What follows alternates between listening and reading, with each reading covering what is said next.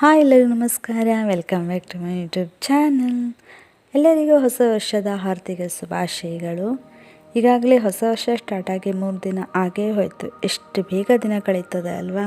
ನಿನ್ನೆ ನವ್ಯನ್ಮಲ್ಲಿ ಸತ್ಯನಾರಾಯಣ ಪೂಜೆ ಮತ್ತು ಶನಿಕತೆ ಇತ್ತು. ಇವತ್ತು ಬೆಳಿಗ್ಗೆ ತಿಂಡಿನ ಅವ್ರ ಮನೇಲೇ ಮಾಡಿಕೊಂಡು ಮನೆಗೆ ಬಂದೆ.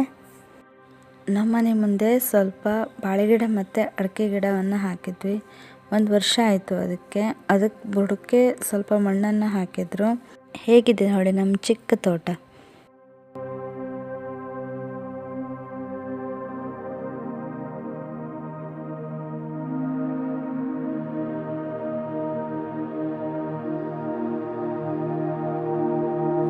ಇಲ್ಲಿ ನೋಡಿ ಆಯಿ ಪಾರಿಜಾತ ಹೂವನ್ನು ಇಕ್ತಾ ಇದ್ದಾಳೆ.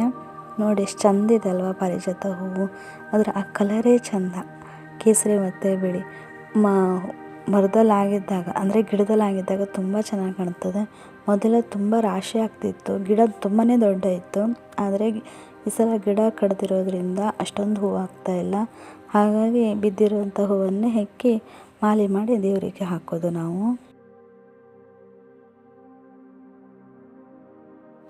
ನೆಟ್ಟು ಬಸಳೆ ನೋಡಿ, ಇದು 15 ದಿನ ಆಗಿದೆ ನೆಟ್ಟು.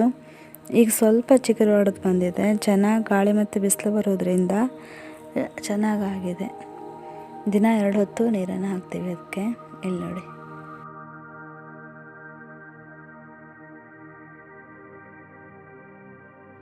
ಈ ಹೂವು ನೋಡಿ ಎಷ್ಟು ಚೆನ್ನಾಗಿದೆ. ಇದನ್ನು ನೆಡಬೇಕು ಅಂತ ಚಿಕ್ಕಪ್ಪನ ಮನೆಯಿಂದ ಕಟ್ ಮಾಡ್ಕೊ ಬಂದಿದ್ದೆ. ಇದು ನಿನ್ನೆ ಪೂಜೆ ತಂದಂಥ ಹೂವು. ಇದು ಬಿದಿರುಗೊಂಡೆ ಅಂತ ಕರೀತಾರೆ. ಇದನ್ನು ಬೀಜ ಮಾಡಬೇಕು ಅಂತ ಒಂದು ಮಾಲೆಯನ್ನು ತಗೊಬಂದೆ.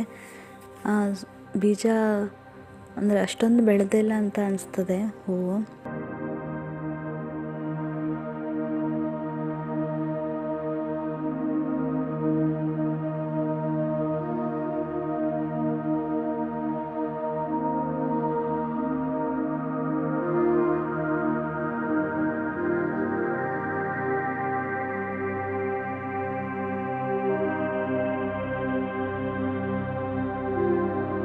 ಎಂತದೆ ಯಾರು ತಗೊಂಡ್ರೆ ಮಸ್ತಲ್ಲೇ ಹಾಕಿ. ಹೌದಲ್ಲೇ ಹೊಣ್ಣಾಗಿತ್ತು. ಎಲ್ಲಿ?